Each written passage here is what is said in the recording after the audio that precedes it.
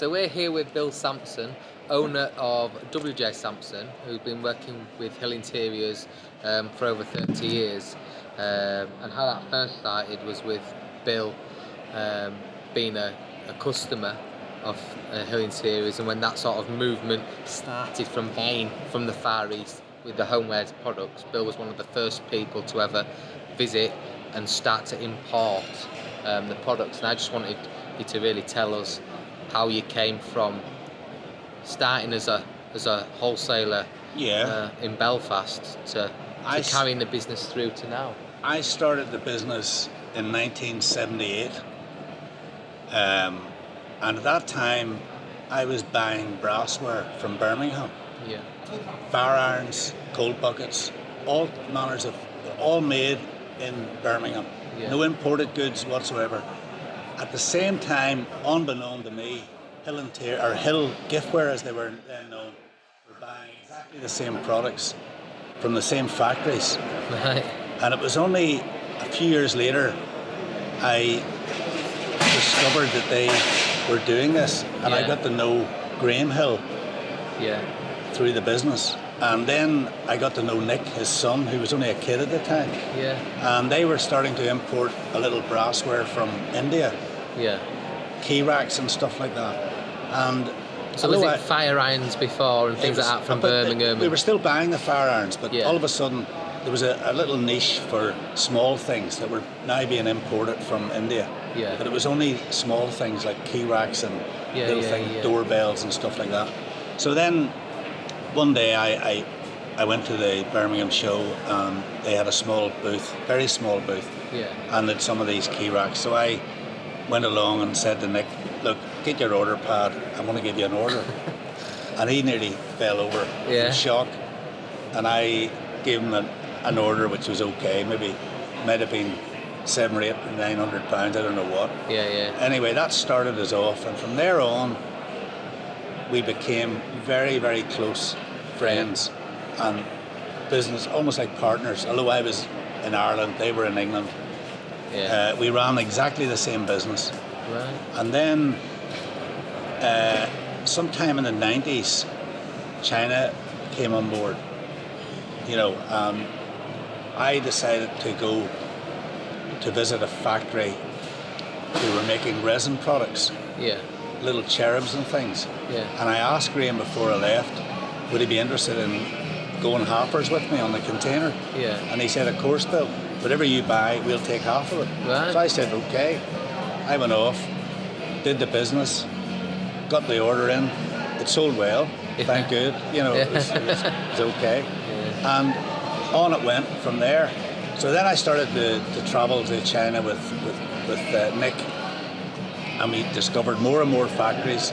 As every time we went, we would discover more factories and more better products. And we just, more or less, the whole business changed overnight from a giftware business into an interiors business. Right. And we were buying all manners of things. And it was like a great time for both of us. And of course, we helped each other out. In some cases, we could handle a container on our own. If we couldn't handle it on our own, we would share a container. Sometimes it would be delivered into Belfast, and I would then ship it over to England, or it would go into England and then come to me. But we worked like this for a long time. And we're still working to this day. The same way. Can you remember them first times that you took them trips? Because obviously now, everyone's going over to China, everyone's doing all that buying from the Far East. And can you remember the first trip that you went on? Yes. And no it must problem. have been a nightmare trying to find your way. It was totally different than what it is now. When I first went to Guangzhou, I can assure you that when we looked out the hotel window, there were no cars, apart from taxis and the police cars and dignitaries. Everybody was on bicycles. Right. So the whole place was just completely teeming with bicycles. And so it's changed a lot now. You wouldn't see a bicycle on the roads in China. And then first days when you first started to wholesale, how did you first come to sell brass and first start to wholesale? How did you get your business going from nothing? Well, I started off as a civil engineer, and boredom drove me away from it. It was there's a long story attached to this, but I won't bore you with it. But in the end, it was sheer boredom of the job that got me out of it. Yeah. And I'd already made some I'd opened a shop 2 years earlier, right. which my wife and sister ran, and it gave me some contacts in the trade, and it got me interested. And then I discovered a company called Slemka in Birmingham, who were making brassware, and I wanted some fire irons for the house. I actually did literally want to like buy. A companion set. I wanted some. No, the long ones, the long like tools on the dogs in front of the. I really wanted these, and I had to look around Belfast and couldn't find them anywhere. Right. When I went to one of the shows, I found this factory and I thought, right, that's what I want. I decided to buy some fire irons, more or less for myself, but I'll get a few extra ones and maybe sell them, and that's what started it off. So you literally stumbled into a hall, you're buying some fire irons, and you thought probably to get over a minimum order you needed to order some more. Well, I remember saying, and sell the other ones. I remember saying to the guy who was the boss, I want exclusivity in Ireland. And I said, how much would I need to spend to get exclusivity in Ireland? Yeah. And he turned around, and this was in 1978, remember? Yeah. And he said, about £100,000. I had the guts of £1,000 to spend. Yeah. He was looking at 100,000 for the exclusivity. So that went to the board. So then you got them. So you got your fire irons. So I presume you sold the ones, you kept yours in the house. Oh, absolutely. And you sold the other ones. Sold them, I put them in the boot of the car, drove around as I was selling other things, and then I went into a shop and would say, I've some fire irons, would you like to buy some? And they would say, oh, well, let me have a look. And they'd come out, have a look in the boot and say, oh yeah, leave us a couple of sets. And I would then do a little docket. So from the first set of fire irons, and you got rid of them and you sold the ones that were in your boot, did you then think, right, I need to go back, get some more of these? Oh, did you get other orders? Did people saying we need more? The demand grew very quickly. Yeah. Very quickly. It snowballed. And it became very obvious that I was going to have to go back over to Birmingham to the factory. Right. And actually get some more. Do a bit of real business, which I did. And it took off. Yeah. So it just went from there, from selling out that boot of that car, getting them customers, getting the repeat orders, ordering it from the supplier, supplying your repeat orders. Got myself some premises in Belfast. Yeah.